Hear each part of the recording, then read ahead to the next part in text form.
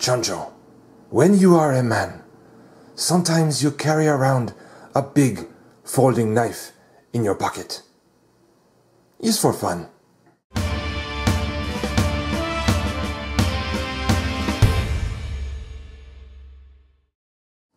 Hey my friends, Late Boy Scout here, and this is my review of the Kershaw Tremor.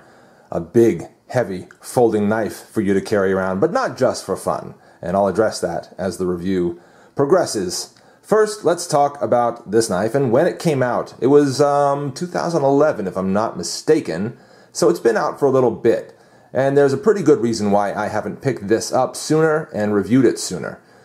One of those main reasons is, well, I haven't seen it around locally for me to try out and get my hands on, but also there's the fact that there's a lot of stuff that Kershaw put out in 2011 and some of 2012 I just wasn't really stoked about. Didn't really get me excited. And I'll tell you why. The main reason why is this. Handle thickness. Handle thickness. Why is that such a big player? Well, I don't know about you, but you know, I don't like having tons of stuff in my pockets. Now, that might come as a shock, knowing that I'm a person who concealed carries, likes to have knives and multi-tools and various other items on me at all times. However, because of all that stuff, that's probably what it is. Because of all that stuff, I don't want to have a big, huge folding knife on me. Okay, I don't put a lot of emphasis, personally, and some of you guys won't really fall in line with this, that's totally cool. I don't put a lot of personal emphasis on self-defense when it comes to folding knives. Now, I do see that they have a role, and sometimes an intimidation role, sometimes just kind of a last-ditch melee role. But then again, there's a good number of folks out there that know what they're doing with knives and can really get some damage done if the need ever arose. I respect that. Huge props to all you folks who study that stuff and can pull that off. For me, it's not a big factor. When I want to get a good folding knife, what I'm usually looking for is good utility.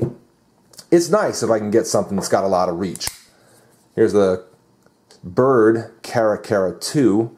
A good knife, you know, a really nice knife, and I like it a lot more than the Tremor because it's much thinner, easier to carry in pocket, okay? That goes for, let's see, here's the Kershaw, the Vapor 2, okay, again, a lot easier to carry in pocket because of how thin it is. All right, look at that. Big deal for me. Then let's just do one more since we're here. I think I had this one out just a second ago, but it's the Rat Model 1. Again, that's kind of a fatter knife, okay? Haven't carried it a lot in EDC roll. Do carry it in the outdoors sometimes in rolls like that. And it's a very, very great knife for that, but I don't want to get off on too much of a tangent. My point is, larger knives like these, I kind of reserve for situations where, you know, I can't carry my gun, and the knife is going to be the only potential defensive weapon that I have on me. Okay, in those situations, I like having a good, large folding knife, but the majority of the time, I want to have a small knife on me. Something light, something unobtrusive, not scary, easy to get work done with, easy to put away again, doesn't take up too much room in the pocket. Okay, maybe the Griptilian's not a huge example of that because it's not the slimmest knife, but it actually fits in pocket very nicely for what it is. I love this knife, actually. Absolutely love the Griptilian.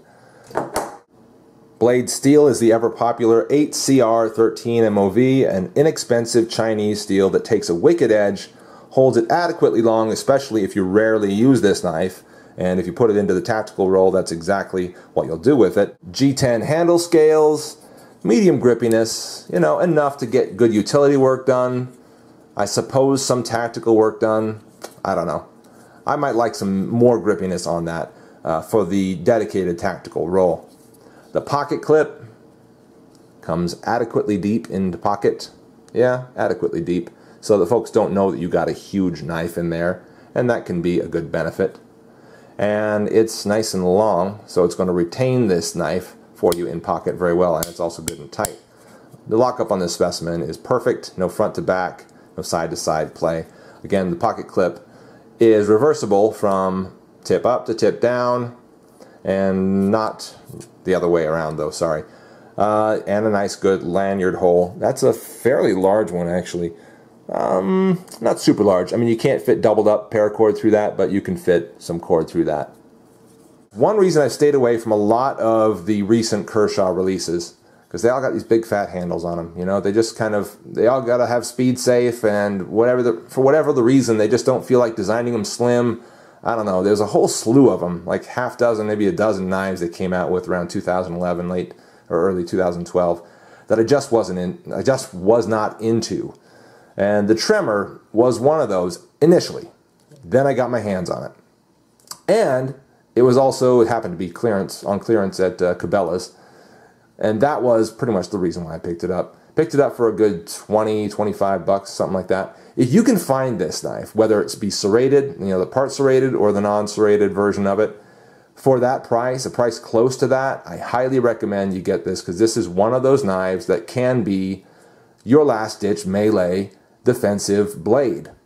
Okay, that's the role that I see this fitting into, and it can easily be that for a really great price. And that's the huge, huge thing here. Let's compare this to one other knife. Let me get it out. Uh-oh, we got a little tangle happening here. Oh no, we got a couple Benchmade knives tangling up in their little pouches off camera. Yeah, crazy, right? There's the McHenry & Williams Benchmade. Look for this in another review.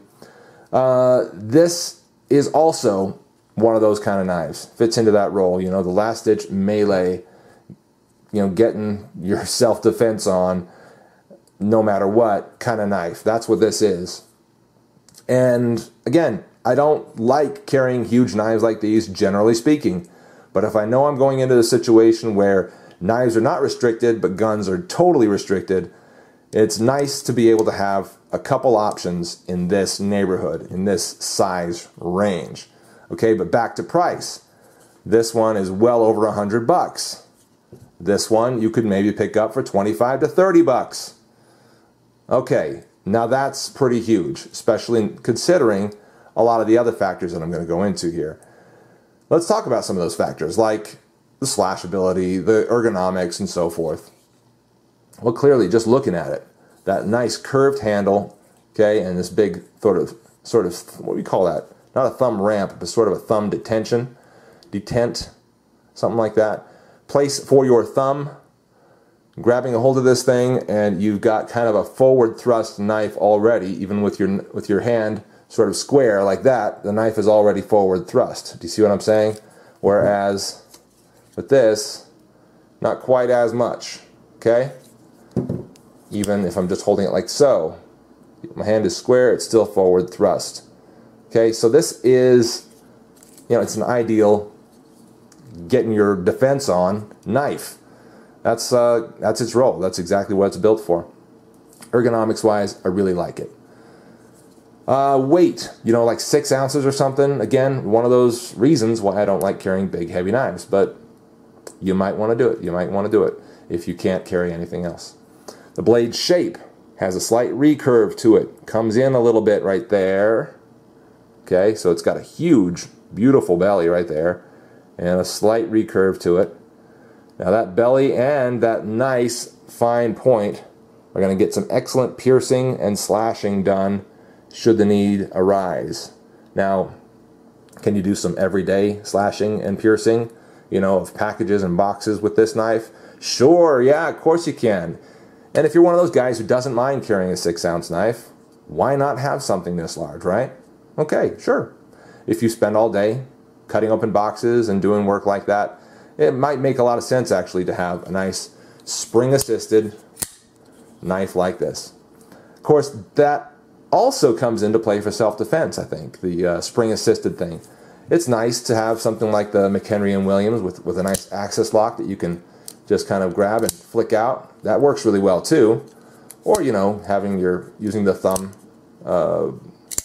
thumb studs. I don't know why I couldn't think of the word studs. thumb studs to get it out. That works too.